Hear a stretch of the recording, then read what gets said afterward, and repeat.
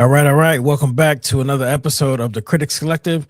I am Legacy Lingo, and I got the not so super fan Manny here with me, and we're going to talk about the Legacy of Monsters, the Monarch series that's available on Apple TV Plus. It came out in 2023. We're going to talk about season 1, though. I know season 2 just dropped. I believe Friday the February 27th. You got the first episode of season 2, and we just started fitting. Since we didn't discuss it, that we backtrack and talk about this, because I feel like this is one of those titles that, whether you're a fan or not, this content should definitely be talked about. This content should definitely be seen.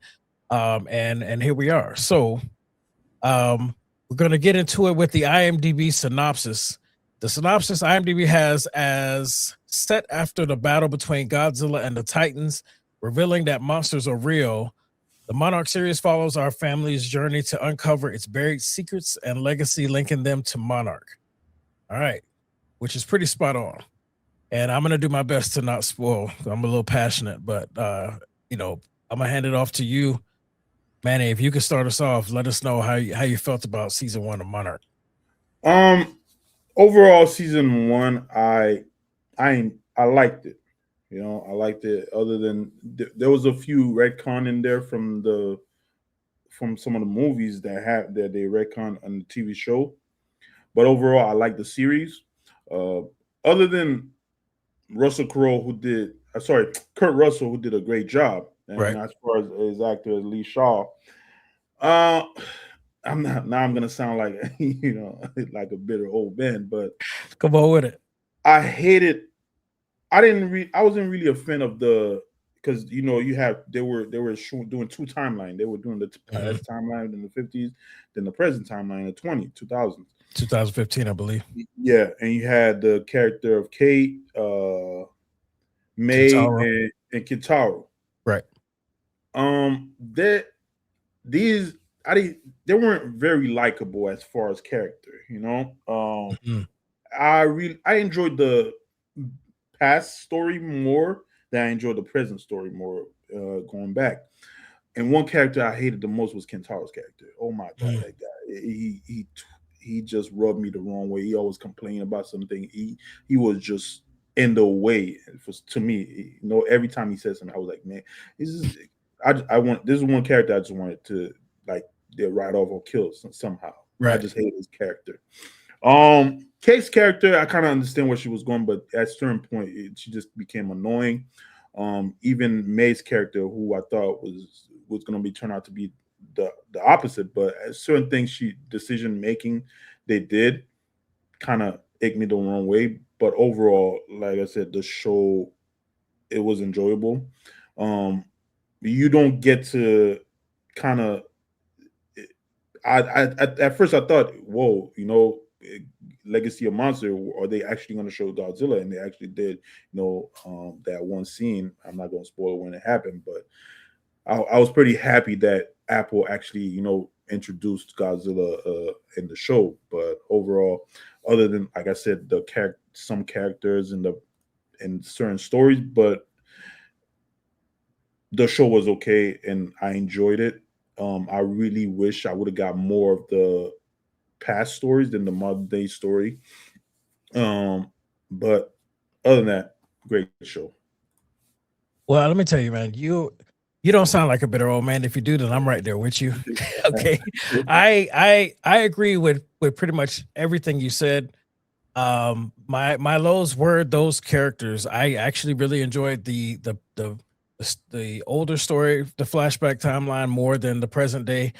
Those characters, they were naive, they were entitled, and they were inconsistent, and it made, like you said, they weren't likable because of that. And like every episode for me, even though you're right, Kintaro was the worst.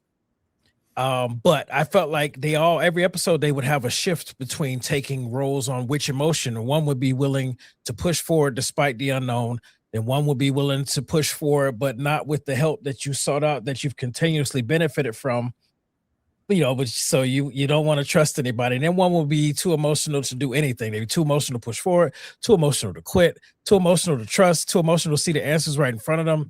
And it was just like they were trying to find reasons to create conflicts and it was just really really annoying. And uh, Kurt Russell's character Lee Shaw was the best thing about it, and but that inconsistency and that making me not like the characters, it really hurt the show. It made it to the point where they just felt really stupid, and I was having a hard time enjoying it. But the reason I kept watching, I think this is probably the only thing that I disagree with you on, because you still say it was a likable show, but I honestly thought they made the show horrible. If it wasn't my love for this universe, knowing what's coming, knowing how it ties in, knowing where they're headed, and my curiosity to see how it ties in, I would have quit it a long time ago.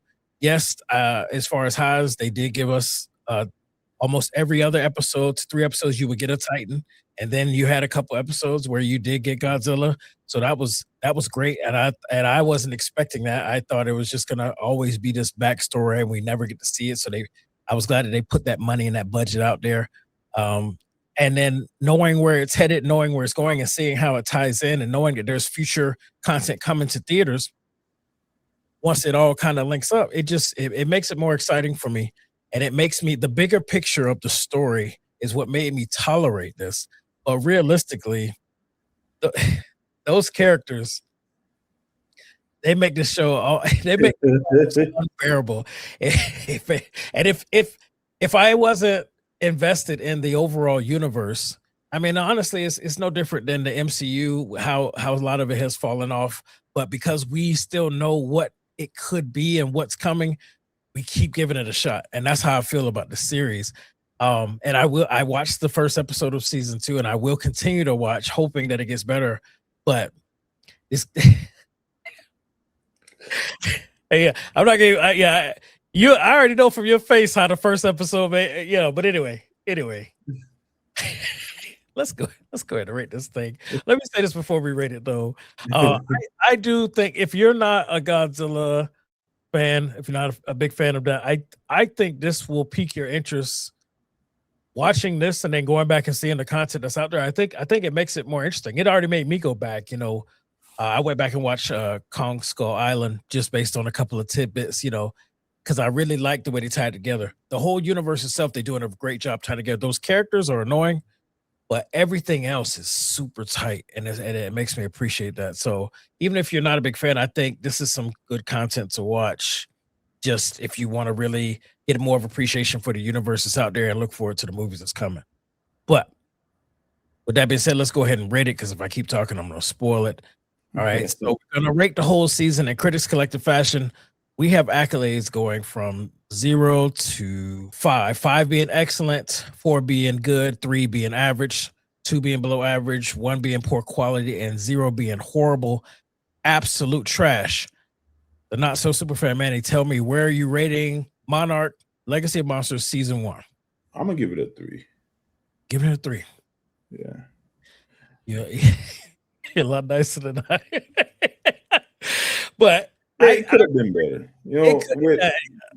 Where you have other shows that's so well written in Apple TV, that I feel like they kind of the modern day character were poorly written. Yeah, absolutely. Which, like you said, kind of ruined the show. Which, like I said, it's an okay show, but that kind of took half of the. It took a lot away. Yeah. So for me, I'm gonna have to give it a 2. I am seriously only tolerating it because I am curious about where it's gonna end up. Like, I so many times have, especially like you said, the Kentaro character, so many times I've just wanted to just cut it off. Like, what are we talking about? What are you doing here? And I'm just yelling at the TV. So I'm gonna give it a 2. But I'm excited still because of where it's going. Season 2. We're going to give you some content. We're going to be dropping episode by episode on reviews of season 2. So be on the lookout for that. Let us know in the comments also how you guys feel about the show, how you feel about the cinematic universe, how you feel about this TV series. If you haven't watched it, if this review is going to push you to watch it, let us know. Talk to us. And don't forget to like, subscribe, and turn on those alerts and join our collective community. Everything you do supports the channel. We greatly appreciate that. All right. So I'm Legacy Lingo. I got the not so super fan Manny here with me, and this was Monarch Legacy of Monsters, which is available on Apple TV Plus. And if you don't have that subscription, I do believe you can still rent the entire season or purchase the entire season or rent on Amazon. But it'd be better off to just do your monthly with the Apple Plus and just binge that thing. You know what I'm saying? Because getting that whole season on Prime is just not gonna be worth it. But anyway. Well, thank you guys for joining us here at the Critics Collective, and we will see you guys on the next one.